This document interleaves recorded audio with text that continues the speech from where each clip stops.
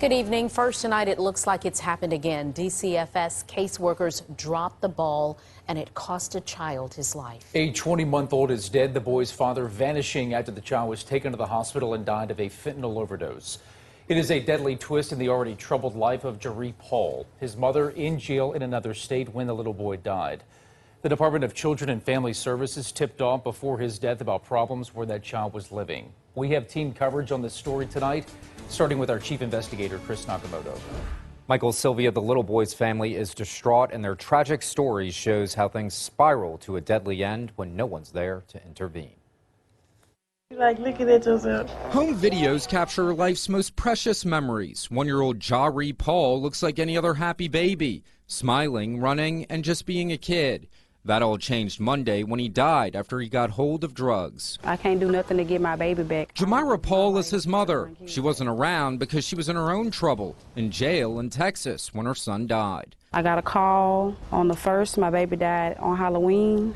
And when they called me, they said they was looking for me a week prior because they had a pending case on me about me doing drugs around my kids when I was in jail in Texas. Her son was with the child's father when he died. Jamira Paul says the call she got in jail came from the Louisiana Department of Children and Family Services. Where was the child at the time he died? With his father. And does his father do drugs? No. Where did the fentanyl come from? I don't know. It was a house full of people. The police supposed to be investigating them all. People, they're saying that they were not there and they were there. She tells the WBRZ investigative unit she worked out a deal to get out of jail, to get back to Louisiana, where she's now facing the reality of her son's death. Paul says no one bothered to call 911 for her son when he somehow ingested drugs earlier this week. Police tell us instead someone eventually brought him to an emergency room where he was pronounced dead. She says the child's father left the area and no one has been able to talk to him yet to get more information about what happened. She wants to see someone held accountable. This is the second fentanyl overdose death involving a toddler here within months. The first one involved Mitchell Robinson III. The state was notified 3 times about the danger he was in, but did nothing. Following outcry after Robinson's death, DCFS pledged to make changes. The WBRZ investigative unit reviewed records obtained from DCFS sources that show since Robinson's June fentanyl death, there's been a mass exodus of child welfare workers. The investigative unit uncovering 70 child welfare workers have left the agency between June and now. The Child Welfare Division is responsible for investigating whether a kid's safe at home or not. Jaree Paul was one of them until he died. Do you use drugs? No, I've been in jail. We asked DCFS to make the agency's boss, Marquita Walters, available for an interview today. The agency refused, instead offering a statement that the agency is sad about the death. Sylvia? Chris, thank you. The death of Jaree Paul has set off renewed calls for sweeping change at the top of DCFS in the wake of Mitchell Robinson's death 6 months ago. The state legislature launched a probe of the agency. Since that investigation began, things have only gotten worse. News 2's Fallon Brown live in the newsroom with the frustration felt by those lawmakers.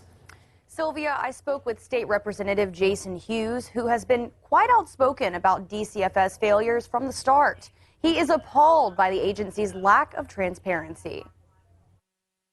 State Representative Jason Hughes doesn't mince words. This should not be happening under the auspice of DCFS. In fact, we have probably the worst rate of child deaths at the helms of an agency in the country. And so that really speaks to the leadership of the agency. He and other lawmakers are furious. Another child has died amid a Department of Children and Family Services open case about the child's living conditions. I am absolutely livid. Hughes has a right to be angry. He's been outspoken about problems at DCFS since the beginning. He's asked for transparency from the agency, even asking for the agency's executive to be removed. He's getting neither. I think it's really unacceptable and inexcusable that we're learning this information from the media. As a policymaker that sits on both the Budget Oversight Committee and Policy Oversight Committee of DCFS, I should be learning these facts directly from the agency. Now his demands are getting stronger and louder. You know, with each passing day, my opinion and my call for Secretary Walters' resignation is being confirmed. She has proven to me, she has proven to the public that she is incapable of leading this agency. And unfortunately, I hate with all due respect, she's proven to be incompetent. And he believes what he calls incompetent leadership is having deadly consequences. More deaths of children are unfortunately inevitable as long as Secretary Walters is at the helm of the agency, and we need change now. It's overdue. He's hoping yet another child's death is the last wake-up call that change needs to happen. There should be a clear line of communication between DCFS and the Louisiana legislature, but if we look at history, DCFS has had a history of concealing information and concealing facts. So while it's unfortunate, I'm not surprised. Interestingly enough, the last time the representative spoke widely about this issue, the governor's office tried to discredit him. There's no indication if the secretary will be removed. Live in the newsroom, Fallon Brown, WBRZ News 2. Fallon, thank you. DCFS refused to answer pointed questions from our investigative team today. According to the advocate, sources say caseworkers had prior dealings with the mother who you heard from earlier with reports of abuse or neglect. That was in 2016 and 2018 and again in 2021.